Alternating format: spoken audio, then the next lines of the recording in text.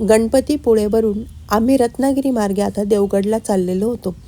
तर सगळं समुद्र, पाणी, निसर्ग हेच बघत चाललेलो होतो. मग एका ठिकाणी खाडी लागली, तिथे हा ब्रिज होता आणि खूप सुंदर असा निसर्ग होता. मग काय उतरलो ना फोटो काढायला.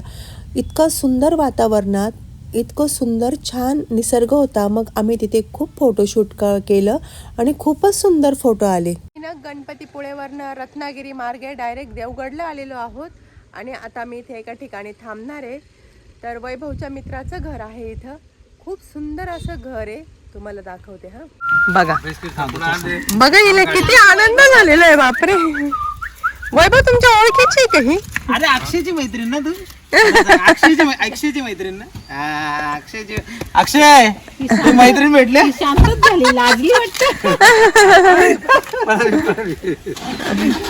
इथे आम्ही समोरच्या घरातून चावी घेतली आणि आलो. बघा किती सुंदर असं घर आहे. आता वैभव चावी घेऊन आलेले आहेत आणि इतकं सुंदर असं परिसर होता त्या घराचा. वा, आम्ही खूप वेळ तिथे बाहेर सगळा परिसर वगैरे बघितला आणि मस्तच, खूपच छान. रेंज आहे बस, अजून काय पाहिजे? कोकणात नेट भेटणं, अजून काय पाहिजे. छान घर आहे यांचं. हा हॉल आहे, इकडे किचन आहे. छान आहे ना किचन पण इथं कोणीच राहत नाही. फ्रीज वगैरे सर्व आहे त्यांचं इथे. ते कधी कधी आल्यावर इथं वापरतात. ते मुंबईला असतात.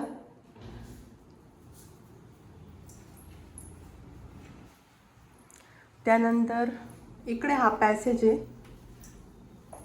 इकडे पण एक बेडरूम, हा एक बेडरूम, हा पण एक बेडरूम आणि इकडे वॉशिंग एरिया. आणि इकडे पण त्यांनी असा एक हे केलेलं आहे, पण घराचं काम चालू आहे वाटतं. आणि बघा इथे आपल्याला असं रूम भेटलेलं आहे, घरच भेटलेलं आहे. मी आता इथे उतरलो आणि आम्ही फ्रेश झालेलो आहोत आणि आता आम्ही चाललेलो आहोत सनसेट बघायला. चाललेलो आहे. त्यांनी माझ्याकडे देऊन टाकलं डायरेक्ट. त्याची काय म्हणणं आहे, कुठे चाललो आपण आता देवगडला चाललो. तर आम्ही चाललोय मस्त. सगळे आमचं ऑल सेट आउटफिट आहे सगळ्यांचे. मुलांनी पण आवरलंय मस्त, एस्थेटिक बनले ते खूप स्टुडिओचे कपडे. आमचे साहिल भैया स्वतःलाच आरशात बघतोय छान असं. आम्ही आता इथे सनसेट पॉईंटला पोहोचलेलो होतो. तिथे एंट्री होती आणि ते बघा सिमेंटचं झाड होतं, पण असं वाटत होतं की ते खरोखरचंच झाड आहे. आणि आता इथे सूर्योदय होत होता. ते एकदम असं सोनेरी वातावरण आणि तो समुद्र निळाशार, असं वाटत होतं की ढग आणि समुद्र एकत्र झालेलं आहे आणि सगळीकडं ते सोनेरी वातावरण खूपच छान दिसत होतं. आमचं इथं सनसेट बघून झालेला आहे. आम्ही खूप फोटो वगैरे काढलेले आहेत. आणि आता पुढे काय हो, पुढे काय? पुढे तिथे वॉच टॉवर. अच्छा, वॉच टॉवरला आता आम्ही दाखवतो तुम्हाला. टॉवरला आलेलो आणि बघा इथं समुद्र किती छान दिसतोय आणि खूप सुंदर वातावरण आहे.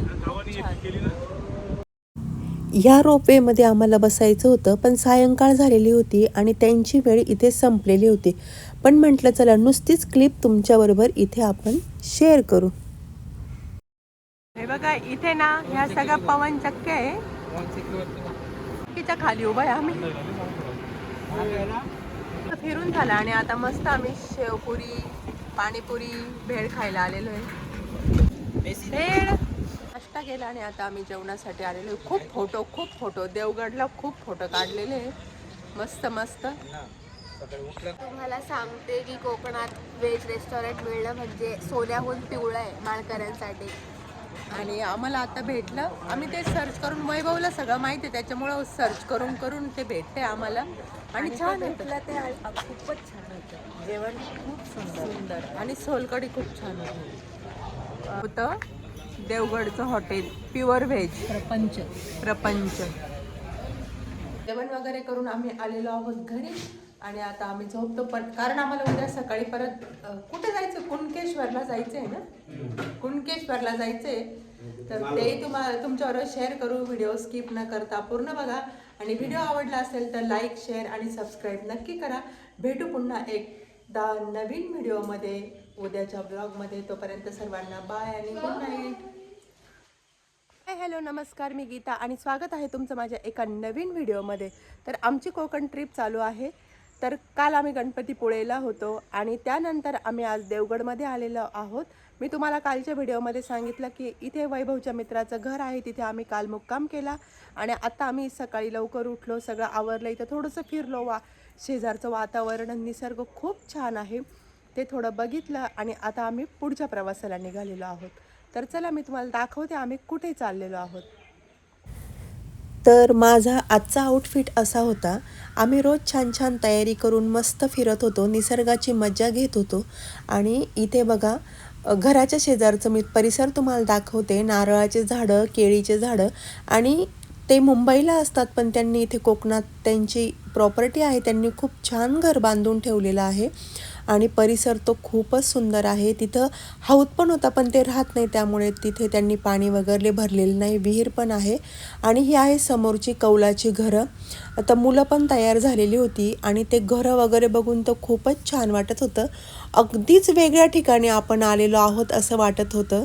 शहरात राहून राहून ना असा निसर्ग आपल्याला आता बघायलाच भेटत नाही. कोकणात ना खूप नारळ असतं आणि ते जे आहेत ना भाऊ ज्यांचं हे घर आहे त्यांनी वैभवला फोन केलेला की तुम्हाला नारळ घेऊन जा. आणि इथे ना हे नारळ फोडायचं मशीन असतं का हे, आणि बघा ते कसे नारळ फोडताय. येते का पण तुम्हाला फोडता? हा हे बघा इथं कसं नारळ फोडलंय. चॅम्पियन आहे. ओ तर इथून आता आम्ही नारळ घेऊन चाललेलो आहे. हे बघा त्याचं कवच फोडल्यानंतर असं होतं नारळ ना. हे बघा नारळ. इथे विहीर आहे आणि पण त्यांनी ती झाकून ठेवली. गाडीची पूजा करताय का? गणपती बाप्पासाठी, हे पण बाप्पासाठी. फोटो काढला नाही. पूर्ण समुद्राच्या कडेकडेने आम्ही चाललेलो आहे. किती छान दिसतंय आणि सर्व वाव. समुद्र बघ, ते मंदिर आहे.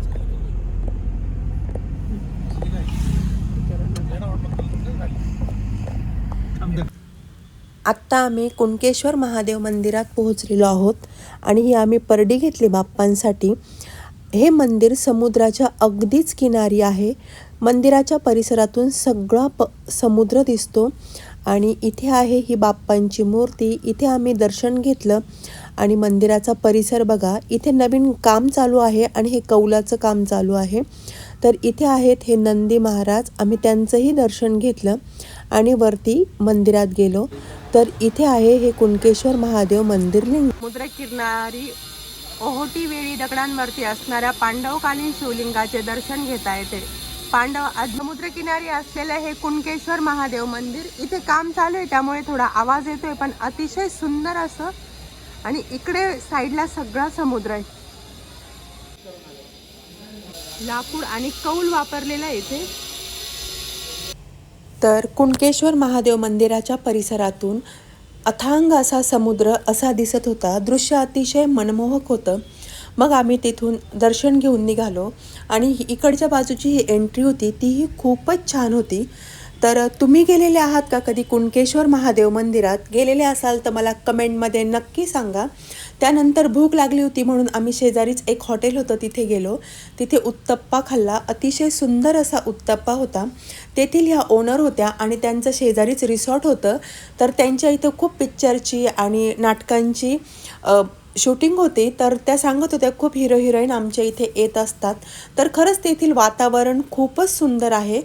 तर मग त्यांच्याकडनं ती माहिती घेतली आणि असा होता माझा आजचा कुणकेश्वर महादेव मंदिराचा व्हिडिओ. आणि कसा वाटला तुम्हाला कमेंटमध्ये नक्की सांगा. व्हिडिओ आवडला असेल तर लाईक, शेअर अँड सबस्क्राईब.